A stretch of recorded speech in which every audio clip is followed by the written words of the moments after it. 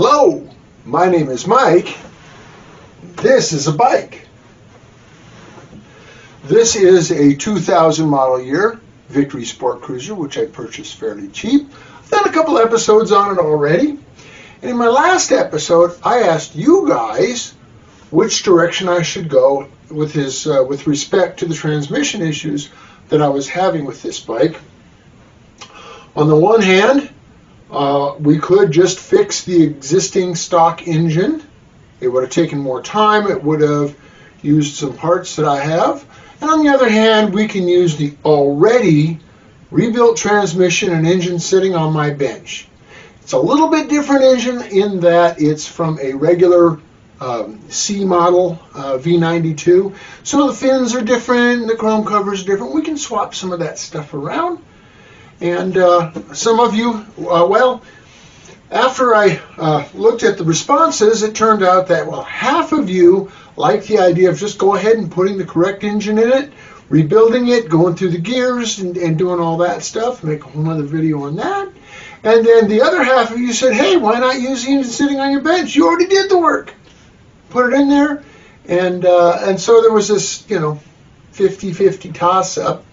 So that means I still have to make the decision. Dang it. So I'm making an executive decision here. We're going to go ahead and use the motor sitting on the bench. And there's a couple of reasons why I'm going to go that route. First of all, I only have enough updated transmission parts to do one more transmission job. I want to hang on to that in case I come across, a Victory Sport Cruiser that needs the upgrade. I have one of those, don't I? But the other reason I want to use the engine sitting on the bench is because, I'm lazy. I just want to get the bike running. And that one's ready to go. So it'll take me less time to get it on the road. I also think it looks better with the fins that are, exposed. The polished edged fins. I think they look better than the completely blacked out fins. Just, personal preference thing. So all I got to do is swap the valve covers, the primary cover, and the timing cover from the existing bike to the engine sitting on the bench. Shove that engine into the frame, and we have ourselves another good running, good looking Victory Sport Cruiser motorcycle. And here's the thing, I'm not going to throw the old engine away. One of these days when I'm sitting around twiddling my thumbs because I got nothing better to do, I'll go ahead and tear into it and put those transmission parts into it. And then I'll have a good Sport Cruiser engine, which means that I'll have to buy another Sport Cruiser that needs an engine, Darn it. Anyway, we'll jump into it. We'll do that engine swap real fast, so stick around. Somewhere in a dusty, dirty back alley in western Arizona, not far from historic Route 66, is an old fart trying to cram a square peg into a round hole. He'll work on anything, just as long as it's got at least 2 cool wheels.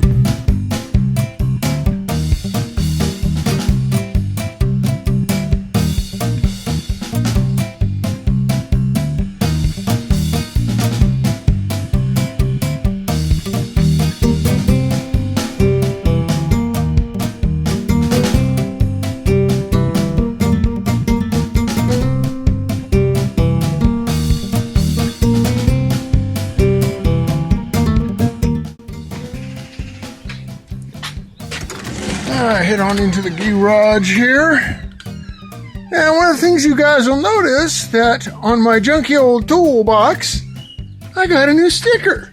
When you got a junky toolbox, you need to decorate it with as many cool stickers as you can. And this one says, Jeffrey Rigged. You guys know what that is, right? You don't? Jeffrey Rigged is another YouTube channel you guys need to check out. I've come to know Jeffrey. Jeffrey's a feller kind of like me, and he, likes to fix cars and stuff and make them better. And kind of like me, he's trying to grow his YouTube channel, so he needs more subscribers. so that way he can get monetized and they can support his habit. The difference is, unlike me, Jeffrey does it the right way. He uses the correct parts, not necessarily the cheapest parts. So you guys might want to give him a check out, Jeffrey Rigged on YouTube. Anyway, we're going to go ahead and we're going to pluck the engine out of this beast. Going to swap a few covers over and we're going to drop this engine in. And it's already got the necessary upgrades, so it'll be a nice bulletproof bike. Well, changed my mind again. Yeah, go ahead, make the women's prerogative changing your mind jokes. I'll wait. Are you done? Anyway, there's a reason why I changed my mind. You see, if I use this engine and transfer the black covers to it and put it in the bike, I'm still eventually going to have to go into the engine that came out of the bike, the Sport Cruiser engine, and put that gear set in anyway. And I have just about enough parts to do that upgrade. But the thing is, once I've upgraded that motor and it's sitting on a shelf, kind of like this one is doing now, well, I've got to wait till I find another Sport Cruiser to put it in because it's the blacked out engine. I can't put it in just anything. Whereas with this engine, it can go in pretty much either bike and look okay. See where I'm going with this? You don't. Problem is, well, it's going to have to get done anyway. And so I might as well do it now. And that way when I put the Sport Cruiser back together, it'll have the original engine in it, numbers matching, and I'll be done with it. And plus, like I said, I've got just enough parts to do one more of the transmission upgrades. Then I can empty out that bin full of those parts and make a little bit more room for other junk. Anyway, so the plan is now changed. So I've got to move this out of the way because I need my workbench to tear apart the engine I'm going to take out of the Sport Cruiser. So fortunately for me, Scotty can do that work for me. He can beam it for me. We'll get it beamed over into the corner so I don't have to haul it around. Yeah, Scotty, can you do some beaming for me? Yeah, into the corner of the garage there. Perfect. All right, thank you. Wait! Not me. The engine. I need you to... Dang it. Scotty, the engine, not me. All right, thanks.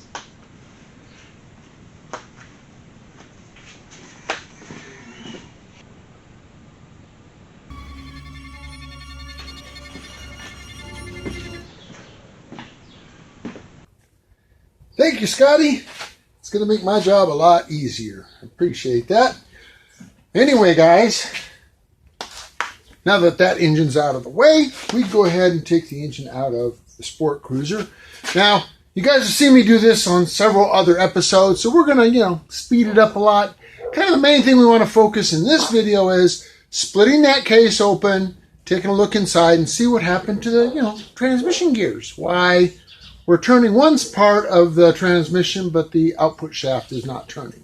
So we'll knock this out real fast. Thank goodness for special effects and time lapse and all the stuff that, the computers and things can do. And we'll jump into it and see what's inside that case.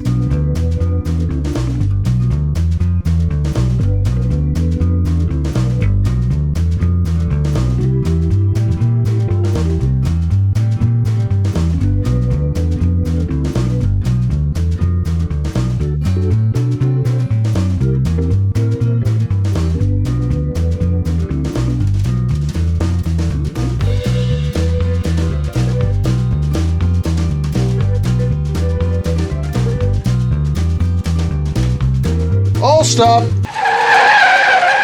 Think we found the problem. Let me show you something. Now watch what happens when I spin the back wheel.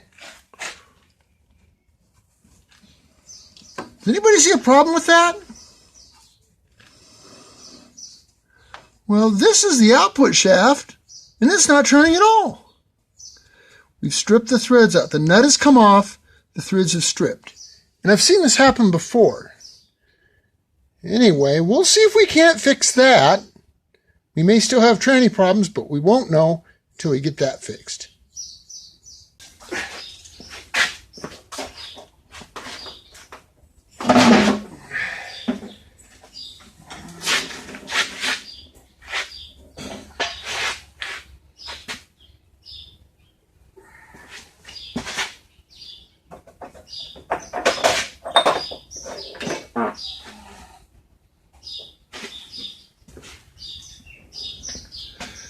Yeah, ain't a spline left in it. I have one of these. The question is, did the output shaft survive? So the last time I ran into this, the output shaft survived, and I was able to just clean it up with a little bit of a file and get a new sprocket on it, and it worked. So I don't know about this one. This one looks pretty bad. There seems to be a lot of metal missing from some of these. Maybe not. Maybe not. Well, we'll find out in just a minute here. I'm going to try to clean them up, try to put another sprocket on it, and we'll see what happens. Clean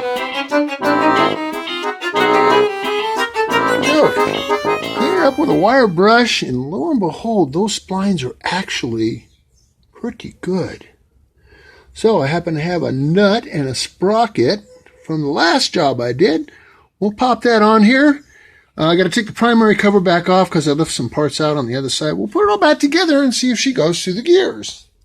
If we look at the old one, not only are the threads all stripped out, when the nut came loose, it moved around. That's what led to it. But the nut shouldn't have been able to come loose, and yet you see here where the lock plate didn't do its job. The nut somehow was able to ride up over it.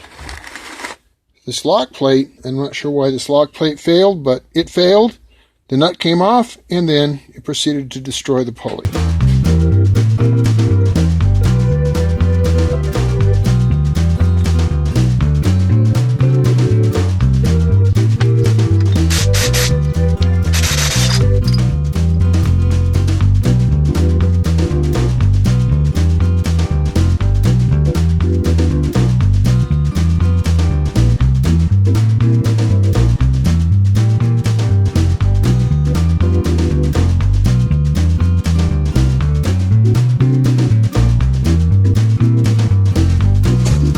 So now I rotate the input shaft of the transmission. Now, back wheel's turning. Let's try some other gears. First of all, let's see if we even have a neutral. Looky there, got a neutral. Didn't seem to want to roll in neutral before. There was some stiffness, but not sure. It's probably because the belt was rubbing because that pulley was broken. Because back wheel turns just fine. So that's good. Still in neutral. Camber shaft is still spinning. Not seeing any problems there. Let's try second gear. Okay, there's second gear.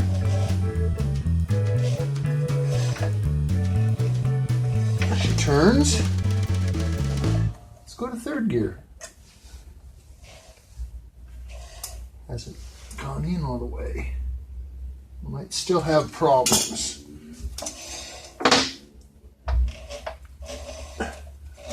I'm thinking we do have problems because that isn't in the indent. It should be. And that's not good.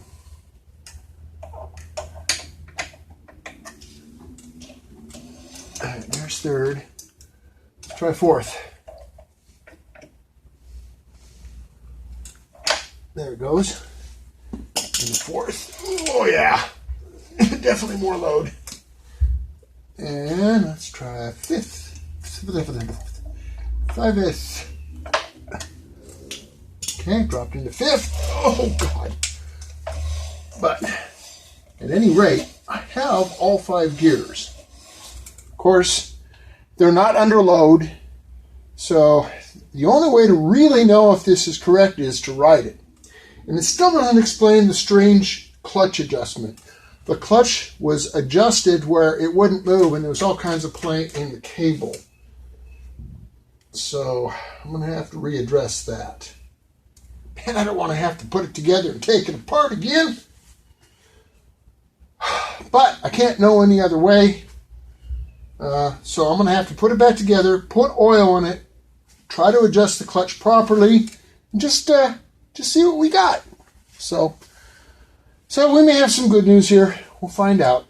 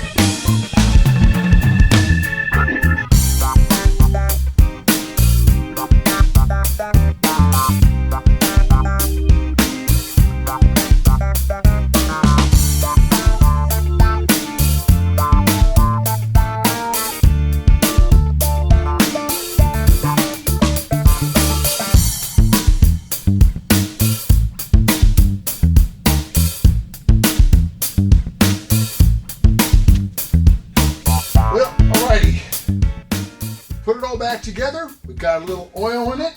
We're going to fire it up and see if it actually goes into gear.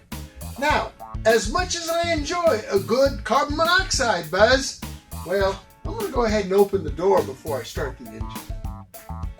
Just don't want to pass out and fall on the ground.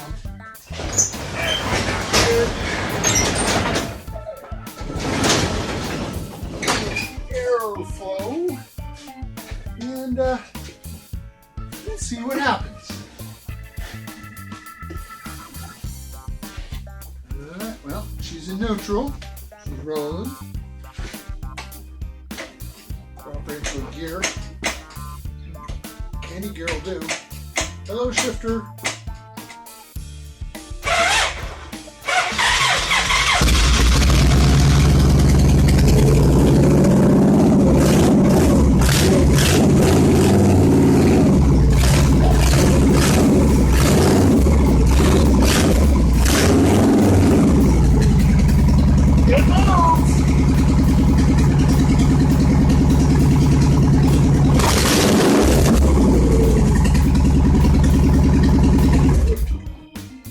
Means we need to take her for a road test.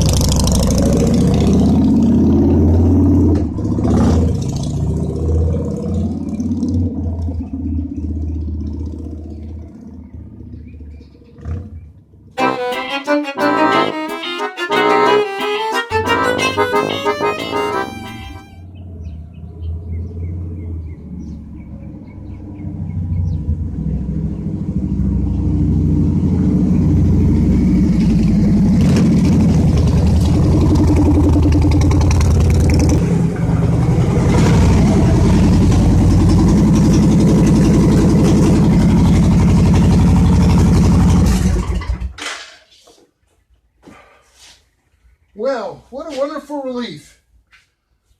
Didn't have to go through the trouble of tearing that complete engine and transmission apart. So, this bike's actually functional, rideable. It goes, it stops, it shifts. everything's, good. So, thanks for watching. Come on back in the next episode, and we'll try to fix something else that, has less problems than we think it does. At least, hopefully. Anyway, thanks for watching. Don't forget to like, subscribe, and share the magic words. And we'll see you in the next video.